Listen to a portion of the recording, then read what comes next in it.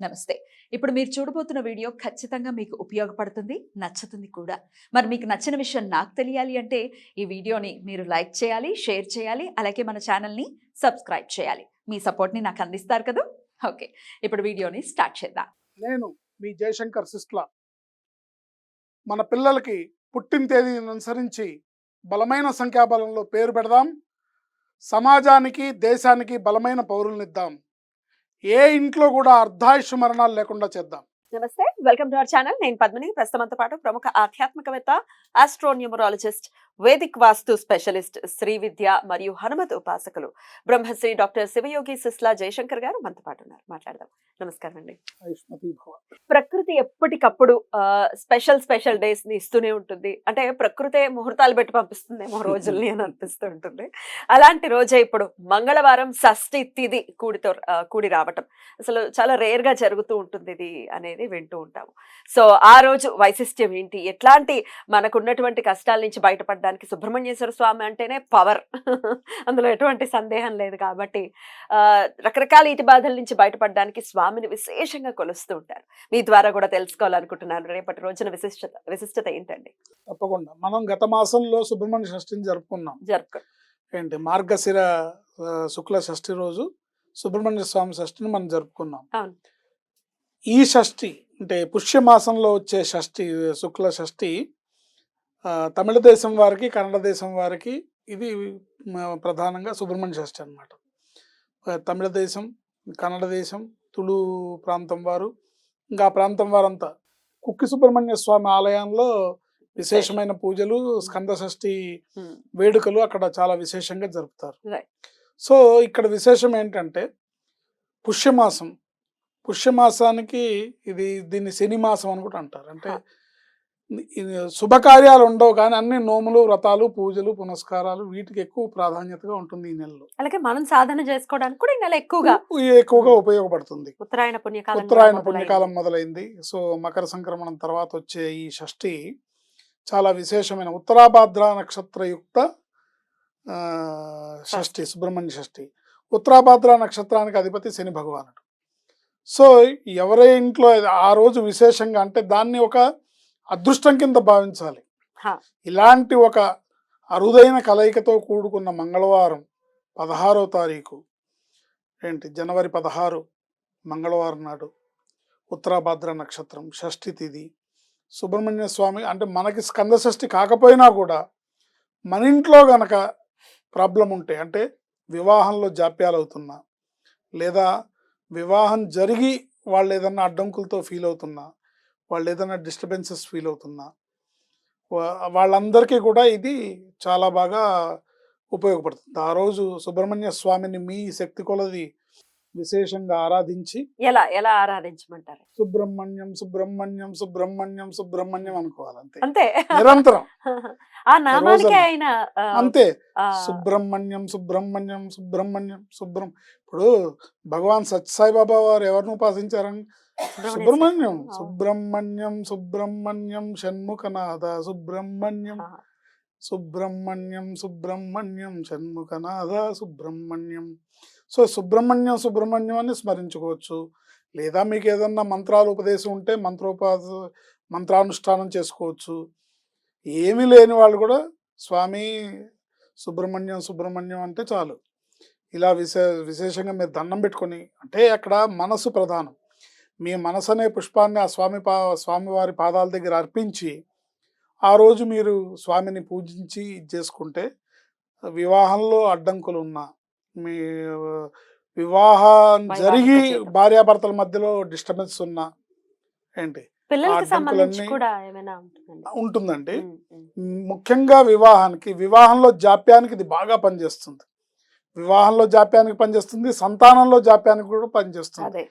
So ఆ రోజు మీరు ఏం చేయాలంటే, ఎవరైనా సరే సుబ్రహ్మణ్య స్వామిని ఆరాధించి, మీ శక్తి కొలది ఆరాధించి, నువ్వులు బెల్లము కలిపిన చింబిరిని నివేదించాలి, దాన్ని పంచిపెట్టాలి. నువ్వులు బెల్లం. చింబిరి అంటే అందరికి అర్థం కాదు. నువ్వులు బెల్లం కలిపిన మిశ్రమాన్ని అందరికి పంచిపెట్టాలి. తీసుకోవాలంటే భయపడుతూ ఉంటారండి జనాలు, నువ్వులు తీసుకోవాలంటే. ఇప్పుడు భయపడే వాళ్ళకి మనం ఏం చెప్తామండి? ఏంటి ఉమ్. భయపడితే కొత్తగా వస్తుంది అంటే లేనిది ఏదైనా కొత్తగా వస్తుందా, ఉన్నది ఏదైనా పోతుందా? ఏం లేదండి. అసలు ఆన్ దిస్ నోట్ స్వామివారి ప్రసాదం కింద భావించి తీసుకోవాలి. డెఫినెట్లీ అసలు నువ్వులతోటి ఇప్పుడు ఏదో శని భగవానుడు మనకు వచ్చేస్తారు, వాళ్ళదేదో ఉమ్, మనకు వచ్చేస్తుందంటే మరి మంత్రయుక్తంగా చేసినటువంటి దానానికే అది ఆ ఫలితం ఉంటుంది. అంతే. నువ్వులేదో మనం మన చేత్తో ఇచ్చేస్తే ఎందుకు ఉంటుంది? చిన్న అట్లా లాజిక్ ఏముండదు. ఆలోచించాలి కదా. పవర్ కి లాజిక్ ఆలోచించాలి. పవర్ మంత్రానికి ఉంది, అంతేనండి. అంతే.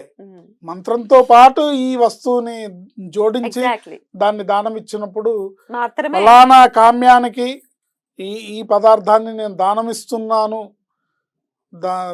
దానం కరిష్యే అని అన్నప్పుడు మాత్రమే ఎగ్జాక్ట్లీ అది పనిచేస్తుంది తప్ప ఎప్పుడు నువ్వులు మామూలుగా ముట్టుకో, అసలు నువ్వుల్ని ఇంట్లో పెట్టుకోకుండా రకరకాల అంటే ఎంత భయమో శని భగవానుడు అంటే. అవును. ఆ మాత్రం భయం ఉండొచ్చు కానీ ఉండాలి. భక్తితో కూడిన భయం అయితే బాగుంటుంది. అవును. అంటే శని భగవానుడు ఎంత మేలు చేస్తాడో కూడా వాళ్ళకి తెలియదుగా. తెలియదుగా. ఆయన ఎంతో మేలు చేస్తాడు. ఎగ్జాక్ట్లీ అది మనం పద్ధతిగా ఉండి మనం క్రమశిక్షణలో ఉంటే ఆయన చేసినంత మేలు ఎవరు చేయలేరు. ఎగ్జాక్ట్లీ ఆయన ఇచ్చినంత సంపద ఎవరు ఇవ్వలేరు. ఆయన ఇచ్చినంత విజయం ఎవరు ఇవ్వలేరు. ఏంటి సో ఆ నువ్వులు చిమ్మిరి కలిపిన మిశ్రమాన్ని నివేదించి పంచిపెడితే అది ప్రసాదం అవుతుంది. మనం తింటే అది ఆహారం, నివేదించి పెడితే అది ప్రసాదం. కరెక్ట్. ఏంటి సో దాన్ని నివేదించి పెట్టాలి. ఇంతేకాకుండా వివాహం మాకు ఎన్నో సంబంధాలు చూస్తున్నామండి. మాకు ఎట్లా చూసినా కూడా ఎన్ని సంబంధాలు చూసినా పిల్లాడు నచ్చితే, సంబంధం నచ్చితే వాళ్ళ జాతకం కుదరట్లేదు, లేదా జాతకం కుదిరితే మిగతావి నచ్చట్లేదు. ఎన్ని చూస్తున్నామో మాకు తెలియదు. అన్ని ప్రాంతాల వారిని అక్కడికి మేము శాఖాభేదం కూడా అన్ని వదిలేసి ఇంకా శాఖాభేదాల్లో ఉన్నాం అంటారు. అంటే చెప్పేవాళ్ళు నా దగ్గరకు వచ్చి చెప్తారు కదా. సో అది కూడా వదిలేసి చూస్తున్నామండి. ఆడపిల్ల అయితే చాలండి అనేవాళ్ళు ఉన్నారు సార్. ఉన్నారు. కాకపోతే అన్ని అంటే ఎన్నిటికో కాంప్రమైజ్ అయ్యి మేము అంగీకరించినా కూడా సెట్ అవ్వట్లేదు వివాహం ఉన్న వాళ్ళకి. సో జనరల్ గా మనం చూసుకుంటే కనుక జాతకరీత్యా గ్రహస్థితి రీత్యా వివాహం ఆలస్యం అవ్వడానికి కారణం శని భగవానుడు. వివాహం జరగకపోవడానికి, టైంకి సరైన సంబంధం రాకపోవడానికి, వచ్చిన సంబంధాలు కుదరకపోవడానికి కుజుడు కారణం. సో మనకు ఆ రోజు ఒక బహుమానంలాగా, భగవంతుడిచ్చిన వరంలాగా మంగళవారం, షష్ఠి, ఉత్తరాభద్ర నక్షత్రం ఈ 3 కలిపి రావడం అనేది అద్భుతమైన కలయికగా మనం చెప్పుకోవచ్చు. ఎందుకంటే మకర సంక్రమణ నుంచి అద్భుతాలు స్టార్ట్ అవుతున్నాయి. మకర సంక్రమణం ఒక అద్భుతం. అక్కడి నుంచి వస్తే ఇది నెక్స్ట్ ఇది అద్భుతం.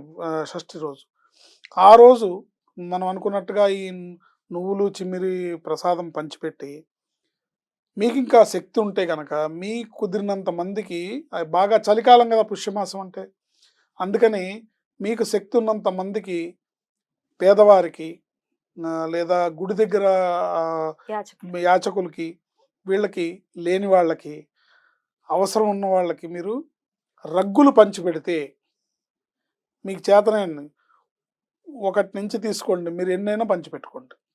మీకు అస్సలు లేదు కనీసం 1 పంచిపెట్టడానికి ప్రయత్నం చేయండి, లేదా 11 పంచిపెట్టడానికి ప్రయత్నం చేయండి. మీ దగ్గర ఉందంటే ఇంకా అధికస్య అధికం ఫలం. మీరు ఇట్లా అది ఆ రగ్గు సరి అయిన వ్యక్తి దగ్గరికి వెళ్ళి వాళ్ళ ఆశీర్వాదం, వాళ్ళు ఆ రోజు చలికి వాళ్ళు రక్షింపబడి దాన్ని వినియోగించుకొని ఆ మహాదాత నాకు ఇచ్చారు ఇది అని వాళ్ళు కనుక తృప్తి పడితే అతి శీఘ్రంగా మీ ఇంట్లో పెళ్లి బాజాలు మోగుతాయి. ఇందులో సందేహం లేదు. అయితే వివాహాలకి సంబంధించి, అలాగే సంతానానికి సంబంధించే కాకుండా ఈ అప్పులు కూడా అయిపోవడానికి ప్రధానమైన పాత్ర కుజుడు పోషిస్తాడు అని నేను వినడం జరిగింది. అందుకనే మనం ఆ రోజు విశేషంగా సుబ్రహ్మణ్య స్వామి ఆరాధన చేయమంటున్నాం. సో రకరకాల మీకు పిల్లలు లేకపోయినా పిల్లలు కలుగుతారు, వివాహం జరగకపోయినా వివాహం అవుతుంది. ఏంటి ఆర్థిక పరమైన చిక్కులున్నా కూడా సుబ్రహ్మణ్య స్వామి ఆయన ధన భాగ్యాధిపతి కాబట్టి, కుజుడికి ఆయన అధిపతి కాబట్టి తప్పకుండా ఈ సమస్యలన్నీ తీరుతాయి. అందుకనే సుబ్రహ్మణ్య స్వామి ఆరాధన ఆ రోజు చాలా విశేషము. రైట్. అయితే ఇంట్లో చేసుకోవచ్చు, ఎట్లా పూజ చేసుకోవటం ఇంట్లో చేసుకోవచ్చు, దేవాలయానికి వెళ్ళొచ్చు. విశేషంగా అక్కడ అభిషేకాలు ఇట్లాంటివి ఉంటాయి కదా, బ్రహ్మాండంగా. పద్మారావు నగర్ లో అయితే చాలా చాలా దగ్గర విశేషం ఉంది. అట్లాగే సుబ్రహ్మణ్య స్వామి మాలా మంత్రం ఉంది, అది వస్తే గనక ఇంకా బ్రహ్మాండంగా మీరు చదువుకోవచ్చు. మాలా మంత్రాన్ని ఒకసారి నేను చెప్తాను. చెప్పండి చెప్పండి. ఏంటి గతంలో కూడా చెప్పున్నాను, అయినా కూడా మళ్ళీ చెప్తాను. తప్పకుండా. ఓం శరవణోద్భవాయ సాం సీం సూం సైం సౌం సహ సుబ్రహ్మణ్యాయ కుమారాయ కుక్కుటధ్వజాయ కుంకుమవర్ణాయ మహామోహనాయ ద్వాదశాక్షరాయ సర్వశత్రుహరాయ పరసైన్య విధ్వంసకాయ దేవసేనాధిపతయే నమ స్వాహ. అద్భుతం. ఈ మాలా మంత్రాన్ని మంత్రం మరోసారి చెప్పుకుందాం. ఓం శరవణోద్భవాయ సాం సీం సూం సైం సౌం సహ సుబ్రహ్మణ్యాయ కుమారాయ కుక్కుటధ్వజాయ కుంకుమవర్ణాయ మహామోహనాయ ద్వాదశాక్షరాయ సర్వశత్రుహరాయ పరసైన్య విధ్వంసకాయ దేవసేనాధిపతయే నమ స్వాహ. ఇది స్వామి మాలా మంత్రం. ఎన్నిసార్లు చేయమంటారు? ఎన్నిసార్లైనా చేసుకోవచ్చు. 9 సార్లు మినిమం. 9కి తగ్గకుండా చేసుకోవాలి. 9 సార్లు చేసుకుంటే అద్భుతమైన ఫలితాలు ఉంటాయి. ఏమీ రాదు. సుబ్రహ్మణ్య సుబ్రహ్మణ్య సుబ్రహ్మణ్యం సుబ్రహ్మణ్యం సుబ్రహ్మణ్యం సుబ్రహ్మణ్యం అనుకోవచ్చు. రైట్. కూడా వినియోగించుకోదగ్గ రోజు ఇది. ఖచ్చితంగా ప్రతి ఒక్కరు కూడా ఈ రోజుని చాలా చాలా మనస్ఫూర్తిగా స్వామిని కొలుచుకోవడానికి వినియోగించుకోవాలని మనస్ఫూర్తిగా తెలియజేస్తూ చక్కగా మాకు తెలియజేశారు. ఇన్ని విశేషాలు ఉన్నాయి, ఇలా చేసుకోండి అని. చాలా చాలా కృతజ్ఞతలండి. నమస్కారం. ఆయుష్మతి భవ.